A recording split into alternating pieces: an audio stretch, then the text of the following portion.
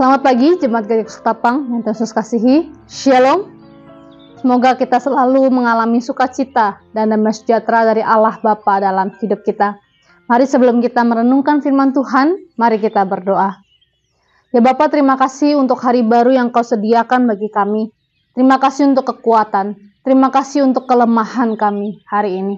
Sekarang kami mau merenungkan firman-Mu. Berbicaralah ya Tuhan kepada setiap hati kami. Kami siap mendengar firman-Mu. Hanya dalam nama-Mu Tuhan Yesus kami berdoa. Amin.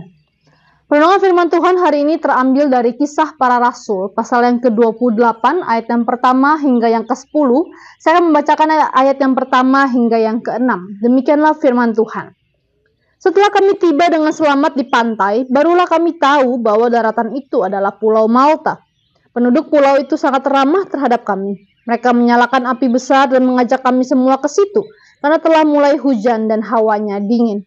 Ketika Paulus memungut seberkas ranting-ranting dan meletakkannya di atas api, keluarlah seekor ular beludak karena panasnya api itu, lalu menggigit tangannya. Ketika orang-orang itu melihat ular itu terpaut pada tangan Paulus, mereka berkata seorang pada yang lain, "Orang ini sudah pasti seorang pembunuh, sebab meskipun ia telah luput dari laut, ia tidak dibiarkan hidup oleh Dewi Keadilan." Tetapi Paulus mengibaskan ular itu ke dalam api dan ia sama sekali tidak menderita sesuatu. Namun mereka menyangka bahwa ia akan bengkak atau akan mati rebah seketika itu juga. Tetapi sesudah lama menanti-nanti, mereka melihat bahwa tidak ada apa-apa yang terjadi padanya. Maka sebaliknya, mereka berpendapat bahwa ia seorang dewa. Jemaat kekasih Kristus, kisah ini adalah bagian dari perjalanan Paulus menuju kota Roma. Sebenarnya sudah sejak lama Paulus rindu untuk memberitakan Injil sampai ke kota itu. Karena pada waktu itu kota Roma adalah kota yang penting secara politik. Dan Paulus pun adalah warga negara Roma sejak ia lahir. Tapi kerinduannya itu selalu terhalang-halangi hingga kurang lebih 27 tahun dari sejak ia bertobat dan menjadi seorang rasul. Siapa yang menduga akhirnya Paulus ke Roma juga. Tetapi bukan sebagai seorang rasul yang bebas, melainkan sebagai salah satu tahanan yang akan diperhadapkan ke kaisar. Perjalanannya tidak berjalan mulus. Paulus beserta seluruh penumpang kapal mengalami badai yang besar hingga kapal terombang-ambing tanpa arah dan akhirnya kapal karam dan mereka semua terdampar di Pulau Malta. Namun syukurlah penduduk di pulau itu ramah-ramah dan membuatkan api untuk mereka menghangatkan badan. Tapi suatu insiden terjadi. Tangan Paulus digigit ular yang beracun. Orang-orang yang melihat itu sudah beranggapan Paulus akan mati sebagai akibat hukuman dari Dewi Keadilan atas dosa-dosanya. Tapi nyatanya Paulus dengan santainya mengibaskan ular itu ke dalam api dan tidak terjadi apa-apa dengan dirinya. Orang-orang itu mulai berpikir, jangan-jangan Paulus adalah seorang dewa. Para ibu saudara, dalam bagian ini kita melihat bagaimana Allah turut bekerja mendatangkan kebaikan bagi setiap umatnya yang percaya kepadanya. Paulus mengalami begitu banyak kesulitan dari ia menjadi seorang tahanan. Kapal yang ia tumpangi terkena badai besar, kapalnya karam, dan tangannya tergigit ular beracun. Melihat ini semua dengan mudah kita akan berpikir dia ini orang sial. Kayaknya ini hukuman deh dari Tuhan buat dia. Masa orang pilihan Tuhan ngalamin kesulitan kayak begitu? Tuhan di mana? Kita lebih terbiasa melihat hal-hal buruk sebagai wujud Allah tidak hadir dalam hidup kita. Tentu ini adalah pemikiran yang salah total.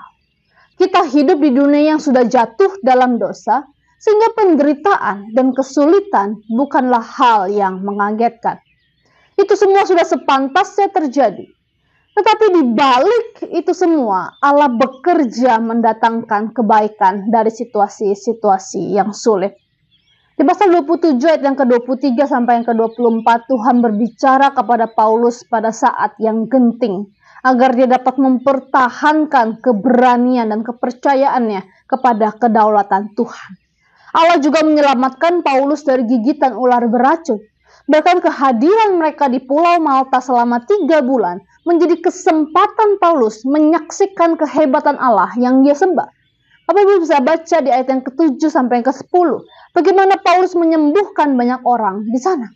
Dan tidak sampai di situ. Keramahan orang-orang di pulau ini juga menjadi perpanjangan tangan Allah untuk menyediakan segala sesuatu yang mereka perlukan di dalam perjalanan. Jemaat kekasih Kristus, dari sini kita belajar untuk tidak cepat-cepat mengambil kesimpulan bahwa hidup kita sial atau Allah itu jahat ketika kita menghadapi kesulitan atau pergumulan dalam hidup. Bagi setiap kita orang percaya, kita selalu punya pengharapan bahwa Allah mampu dan Allah mau mengerjakan kebaikan dalam hidup umatnya. Ada banyak pemeliharaan misterius Allah yang terus bekerja di tengah-tengah kemalangan yang menimpa kita. Karena itu mari kita tetap percaya kepadanya. Andalkan Tuhan dalam hidup kita. Jangan ragukan kebaikannya. Semakin beban berat yang kita pikul, mari semakin dekatkan diri kita kepada Sang Gembala kita yang baik. Ia akan memberikan kelegaan dan kedamaian dalam melewati itu semua. Jangan menyerah. Masih ada pengharapan. Masih ada Allah yang berjalan bersama dengan kita hari demi hari. Kiranya Roh Kudus menolong setiap kita. Amin. Mari kita berdoa. Ya Bapa, tolong kami untuk melihat tangan-Mu yang sedang bekerja mendatangkan kebaikan di tengah-tengah pergumulan hidup kami. Tolong kami ya Roh Kudus untuk tidak patah semangat dan kehilangan iman kami di tengah himpitan cobaan hidup. Kami mau lebih dekat dan mengandalkan-Mu ya Tuhan. Dalam nama Tuhan Yesus kami berdoa. Amin.